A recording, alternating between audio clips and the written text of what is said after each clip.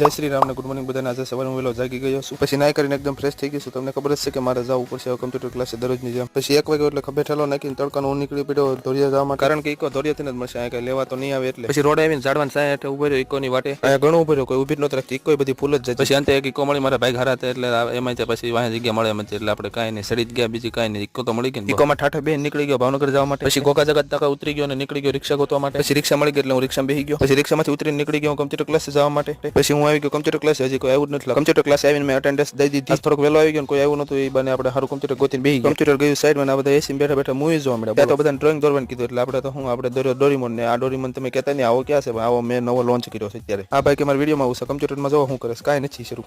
પછી 5 વાગે એટલો કમ્પ્યુટર ક્લાસીસ છૂટી ગયો અને રિક્ષા બેન નીકળી ગયો ગોગા જગત નાકા જવા માટે. પછી ગોગા જગત નાકા ઉતર્યો તો ડાયરેક્ટ ઇકો મળી ગઈ એટલે હું ઇકો બેસી ગયો. પછી ધોળીએ ઉતર્યો તો વાડી બાજુ ટેમ્પો હતો, એમાં આપણે ચડી ગયા કારણ કે હાલવું ન પડે ને એટલે. પછી વાડીમાં ખાટલા ડાળીને અમે બેસી ગયા દેશી એસી ની હવા ખાવા માટે. અને હવે વિડીયો એન્ડ કરું.